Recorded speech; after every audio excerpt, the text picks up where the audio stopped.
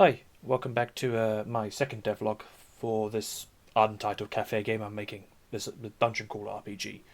I thought in this video I'd like to go over the systems I have planned for the game, as well as the characters and classes that I've also planned out, and the reasonings behind them.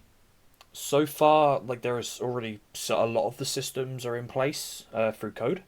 But I thought I'd at least explain the theory or the planning before I kind of get to explain the code and such. Um, One thing I forgot to point out, a few things I want to point out in my first video, with the setting, yes, it takes place in England, but it's 2006 England. Um, so it's going to be a little, not like retro in that regards, but the parts that take place in England are going to be in that time frame. Um, what else was there? I had something, but I've forgotten. But oh well. So yes. Um, I'm kind of flip flopping between RPGMaker MZ and MV. I'm not really too sure what to go for with what works. I mean, because I've been learning how plugin scripting works. That was one like kind of one of the first few things I was doing. This was one of the first scripts I properly had done.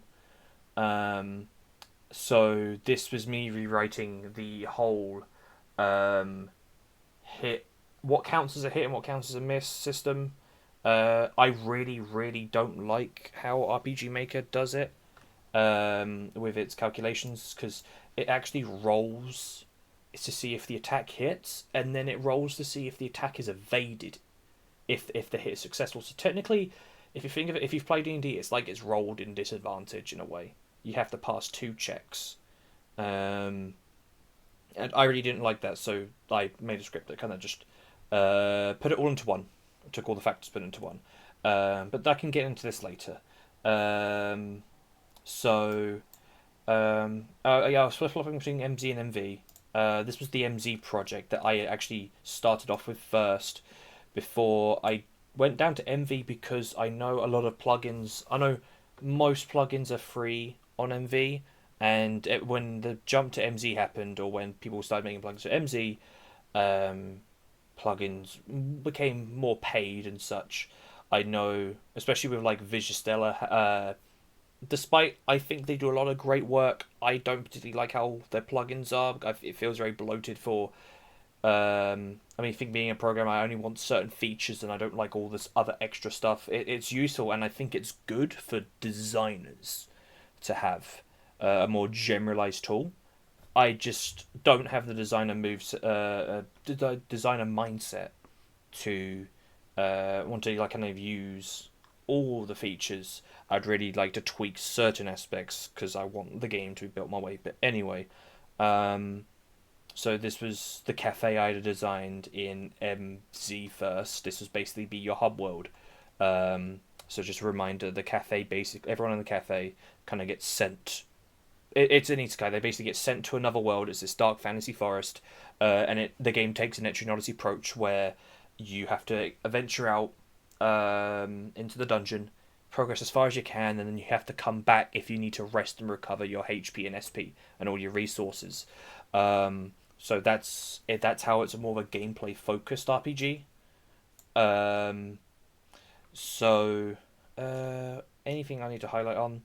Um, but yeah, this is only the mapping I had done. I'd really been focusing much on my systems and playing around and such. Um, so let me hop to this spreadsheet. I believe I showed in the last devlog. This was kind of before I made the classes. I decided kind of like what number, where do I want the ranges of my numbers to be? And for me personally, I like my RPGs to work with a lot smaller numbers. I don't like it when you're dealing damages in the thousands and like your healths are really high. I like the ranges Atlas uses in theirs. Or even a little bit lower. I like the Marion Luigi numbers. Where it's like even late game, your health reaches the hundreds. I like that. Although I don't know, I think that might be a little bit more difficult to balance with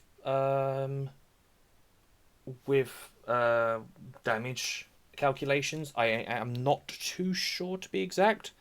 Um, I'm still kind of been experimenting with a few, like kind of down here, and kind of doing my own little makeshift table.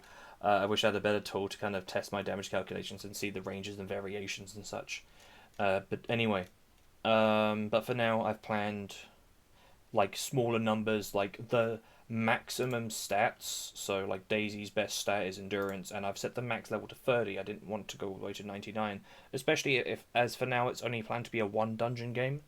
So I don't think you'd even need to. You wouldn't reach level 30 by the end, but that's just the max I'm setting it at. Um, and the max is 42. I know the highest stat in the game is Eric's luck at 43.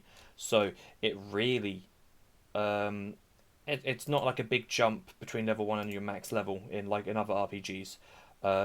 Actually, I know SMT technically works like this. SMT3 is very much small numbers like this. So I might want to have a look at that now I'm thinking about it. But yeah, anyway, I can kind of go through each character in a bit more detail. So, starting off with Daisy, and just a reminder, this is this lady here.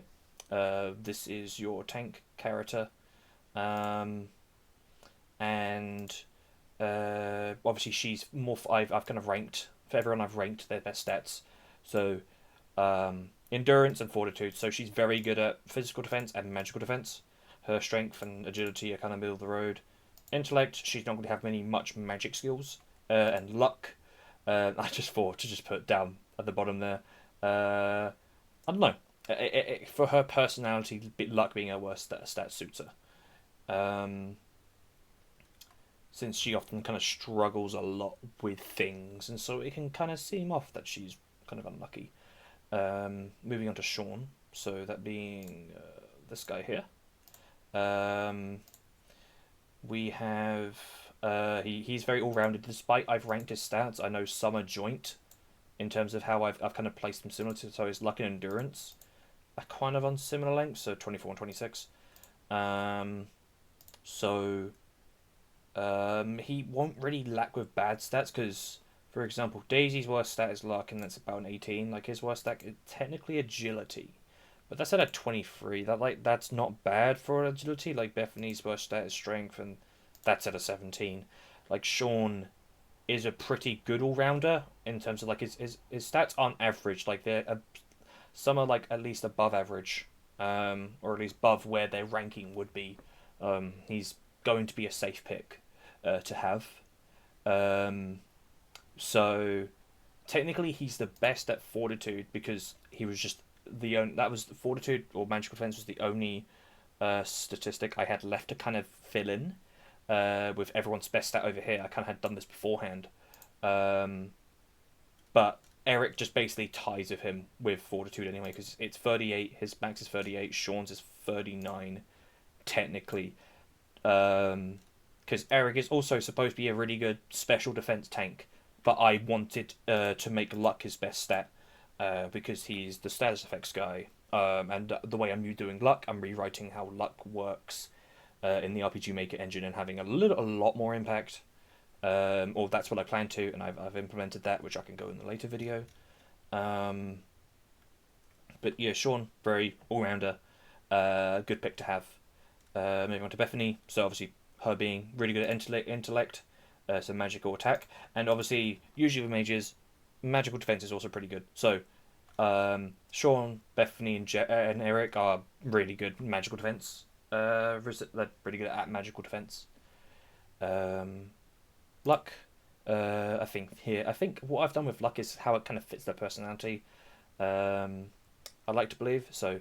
Bethany's got some good luck, so she's got some good resistance because luck, magic defense and luck helps with resisting status effects. Luck also helps you. It helps you a little bit in your to hit rate and your dodging with attacks. Agility's standard, and then she's very much a glass cannon mage. Endurance and strength are her bottom stats, so you sneeze on her and she goes down. She also has the worst max HP, so she is quite fragile with that. So you want to be careful with her. But in terms of what I have planned for her, she's actually going to be quite strong. I should say I have implemented. Everyone has a personal ability. That's actually all implemented, and I can go into that like another video as well. So everyone at least has a unique aspect to them that makes them very different. Um, so think of like how if you've played modern firearm games, everyone has like a personal ability. It's kind of like that, but I think I've added there's a little bit more complexity to them. Like there's some of them have a bit of a system to it. So we go down to Jody. Oh yes, before I forget, this would be Bethany's this girl, and we're gonna move on to Jody, which is this lady. Um, so we're back with Jody. Um, she's your strength melee DPS. Okay, I don't really know how to pugilist brawler. That's what it is. Um, strong, quick, decent at luck. Um, and her defense and fortitude aren't that bad. They're not. They're kind of tied, so she can take a few hits. Like her max HP is pretty good. Um, so she's a little least resistant to that. I might think about swapping defense and luck around, maybe. Um, but obviously, luck being a big contributor to critical hits, I think it would be cool if Jodie could hit a few more critical hits because her luck stat's quite good. It's actually on par with Bethany's. I'll look about it. Maybe I want to split it up and make it a little bit different, so I might want to lower that. But yeah, and obviously intellect being her worst, she's basically polar opposite of Bethany in a way. Um, sort of where actually no, I don't think so. But in a way, I meant polar opposite as Bethany's worst strat is strength, but her best is intellect. Jodie's the complete opposite. Moving on to Eric, so he is a status effects crowd control specialist. So Eric is this lad here. And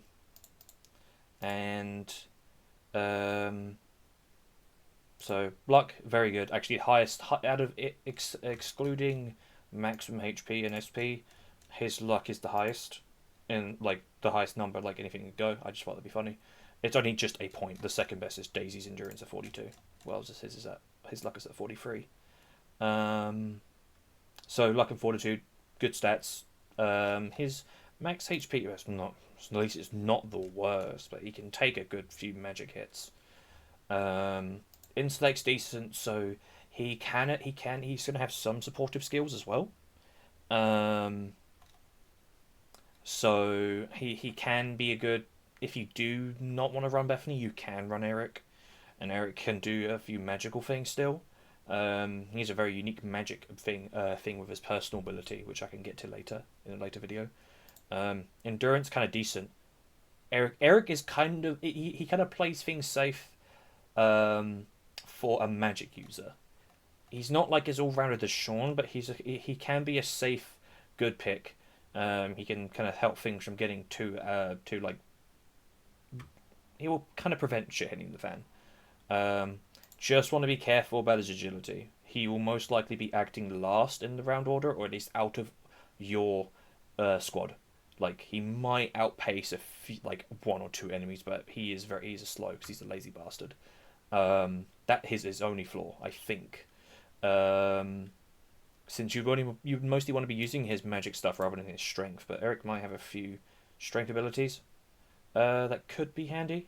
But I think Eric has the worst hit rate in the game, but like I don't think it would be that bad.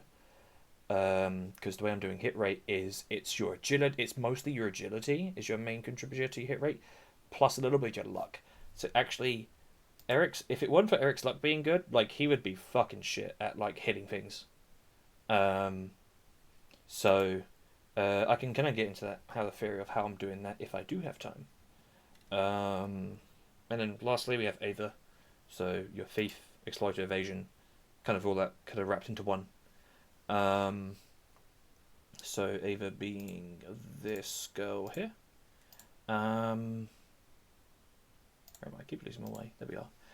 Agility being her best stat, so she's got a good hit rate, very good hit rate, because agility and luck are both contributors to that. Decent strength, like how Daisy is. Intellect at the same time, so I think I'm giving I'm giving her a mixed bag of like physical skills and a few magical things. But she is absolutely fucking pants at any sort of defense. Um, I'm gonna try and have her so she's possibly can be built into being a dodge tank, or she's good at evasion. Um, but and also the way I've got her personal abilities planned, like I feel like she is fairly balanced, whereas like she has really good abilities. You just got to be careful with her, because I think she could absolutely decimate enemies with the highest crit rate in the game, or highest crit rate out of your allies.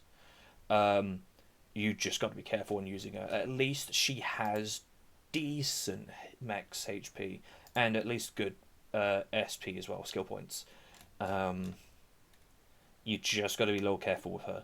Um, so that's all the classes and how I've done them.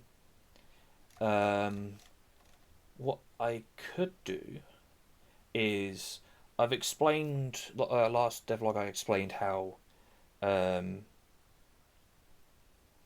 so I've taken a lot of inspiration from matless games. I very much like Shimigami Tensei's press turn system. What I was planning to do, I did want to take the using having weaknesses and resistances to elements, and then getting bonuses or penalties if you hit a resistant or a weakness, and enemies will be able to do that to you too. I like how Shimigami Tensei's Preston system makes it a even battlefield. I didn't want to directly copy it as much as I'd like to. I'd like to be original about it, and I always thought about what I could do to make it at least unique in its own way. Um, and I had the idea of um, having it so there's equipable skills that it's a special type of skills that you can only equip one at a time. I've called them perks. So you can equip a perk, and every time you do trigger a weakness hit or a critical hit in this case, then a perk will activate. Um, but before I get too ahead of that, here's the affinities, the elemental affinities of the party. Um, so with Daisy, very safe pick, I think. Being a tank, especially being resistant to a physical, she's pretty good. Her only obviously weakness would be mind. Any mind type attacks that would hit her would obviously be pretty bad. But very all good safe pick. Sean, probably kind of like the best out of all of them again. I think wanting to, because Sean might not have nothing too special in the way of his skills or his personal ability, but he is just a very safe pick to have, and that's what I wanted to highlight of him. Only weakness would be being dark with free resistances. I kind of wanted your free kind of melees to have resistances to physical, and your free magic, or the two magic plus Ava, to have a weakness to physical. I might change that because I don't. That might get a little too bullshit with battles. I don't know. I might want to change how that works and just make that neutral entirely, because there's a reason there's like people prefer physical in SMT, or why physical does so well in SMT games. Um, but anyway, yeah, Sean, I think being a mechanic and wearing overalls, I think makes sense him being resistant to fire, resistant to electric, and slashing, because he's one of the melees, and that's the resistance I've given him. Bethany, glass cannon mage, so she has one weakness to her physical being slashing, weakness to wind, and resistant to light. Like, it's okay, it's fine. Jody's kind of, it's like 50-50. Good a physical resistance, that's really good, and a resistance to wind. But two elemental weaknesses, mostly from magic attacks. So I think at least she has good resistances, but there's those two weaknesses to watch out for. Eric is like Daisy. It's a safe pick, but it's Daisy kind of flipped on its head a bit. So it's a weakness to a physical type, being Pierce, resistant to mind. So Eric, I think, is pretty safe as long as Pierce attacks aren't being used. Eric is pretty decent. He's pretty good. Ava. With how I'm dealing with Ava and how things are right now, I have given her a bit of a wild one where it's like 3 weaknesses and 2 resistances. Um, it's again, Ava is a you gotta be careful with how you're playing Ava. I think she has a potential to do a lot. Um, to give a bit of to give a bit of understanding why I've got a why what I was talking about earlier with Ava, like with how she's quite squishy, and you've got to be careful, but she can do a lot. Her personal ability is so she can summon doppelgangers of herself, basically clones. Um, I might put it in here, edit it in if I remember. So she can summon up to three at a time. No, you can have up to a maximum of three, but you can summon up to one at a time. And what this is that they stay with her until her next physical skill. When so for how many doppelgangers you have, the amount of times that skill is actually repeated. And so Ava having skills that exploit when enemies have stats effects. So for example, she has one, or for testing, she has one where she deals a lot more damage to an enemy if they're blinded, and she has doppelgangers that repeat the next physical skill she uses. You can kind of see where I'm going with this. It is very powerful, I think, with especially with a high crit rate, and being the fastest out of the party. She has potential of being really strong, but I think it's a fun system that I don't want to like nerf it or do anything with it. It's really fun. A little side note as well is that if she's able to dodge an attack successfully, um, then for how many the doppelgangers counterattack. She doesn't counterattack, but the doppelgangers do. But they don't disappear.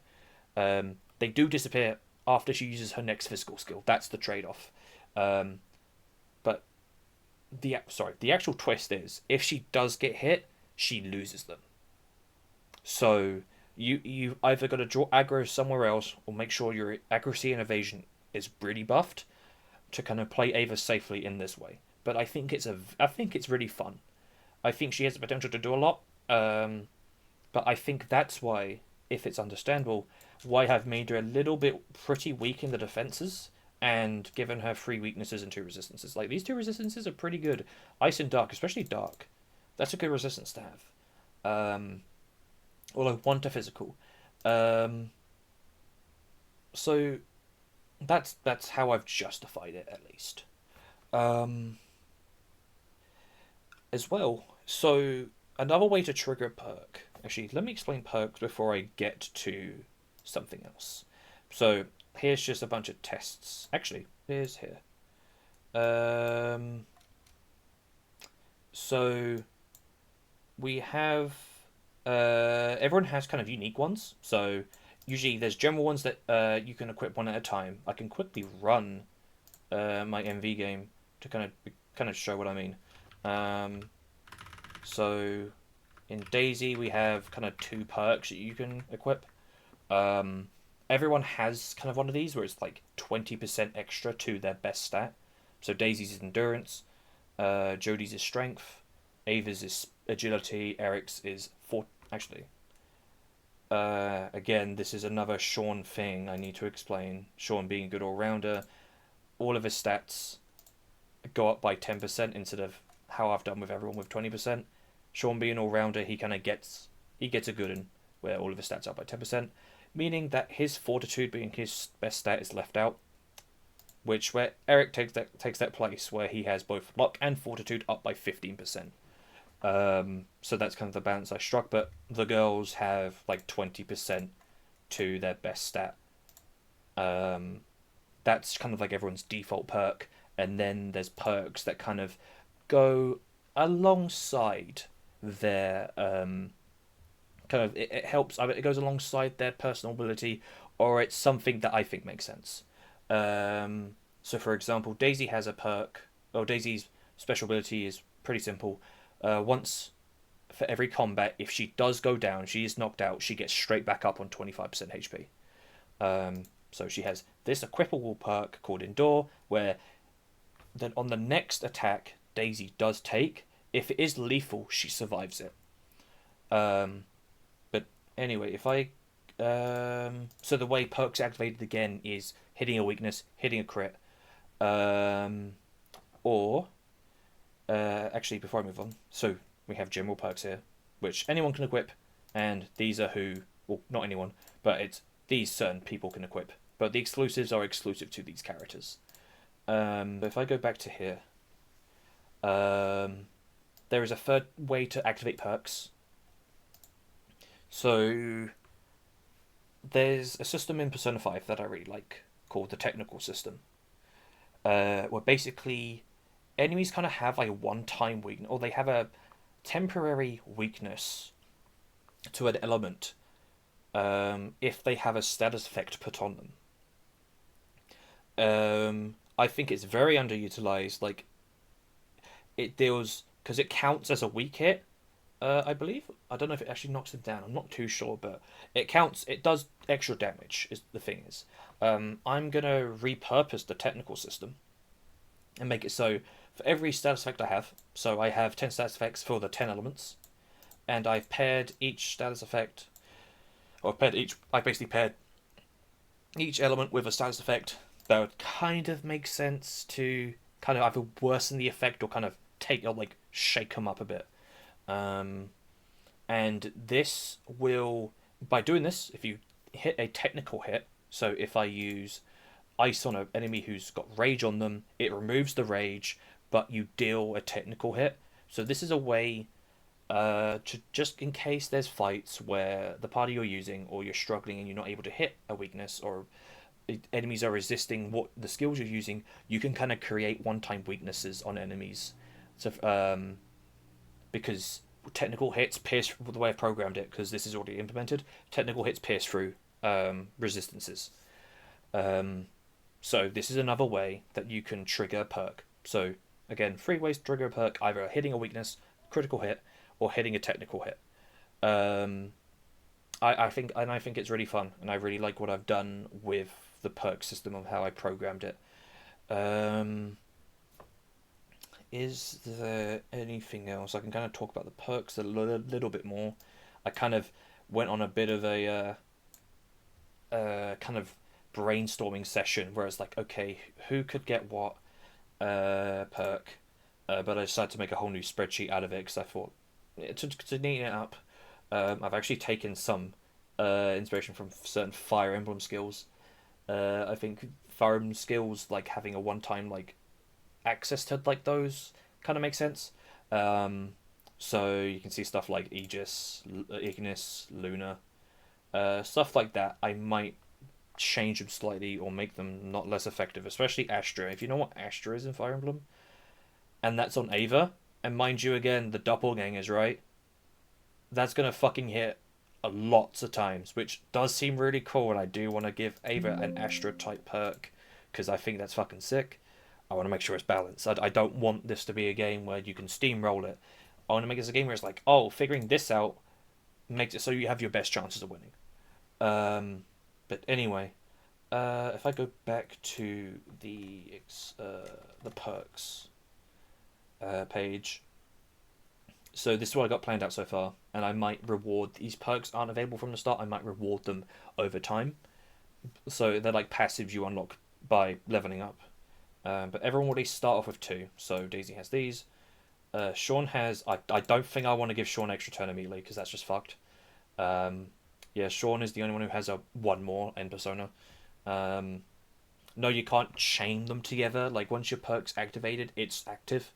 It will wear off as soon as the start of your next turn, or when you've your next action. So you can't get an extra turn and an extra turn. You can't stack them. So I might give him Tools of the Trade, which basically makes any of his magical sports skills use his strength as its modifier, because Sean's strength's pretty good. Bethany's would be these 2. I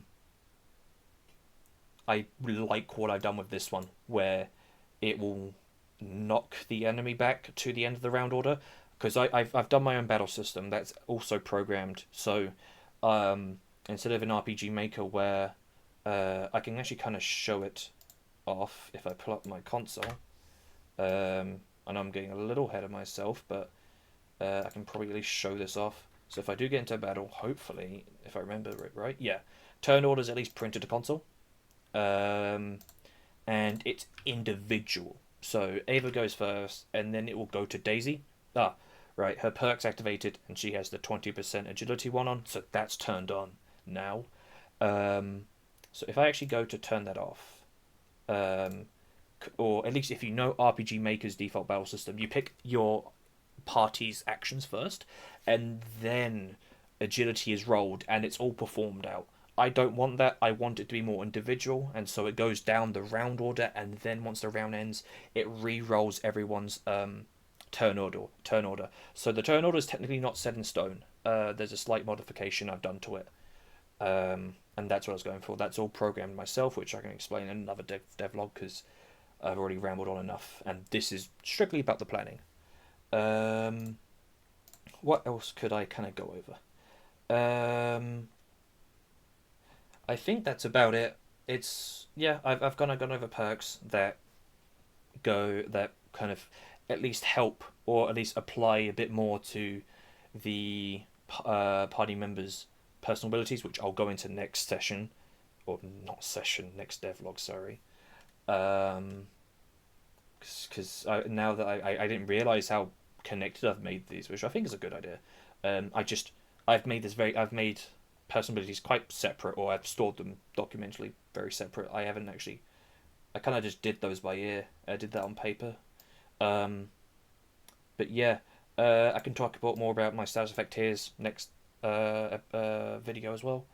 And I might start going into my code because that's mostly the planning I had done.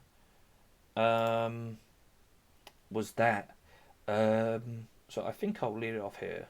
Let me know if you actually if anyone does have any ideas. I'd like to know if you've handled any damage modifiers yourself, like what works for you and what doesn't. Um, I think that's anything else. What type of battle systems, if you've done RPG Maker battle systems before, like what have you done to kind of change it and such? But aside from that, yeah, thank you very much for watching, and hopefully I'll see you in the next devlog. Bye.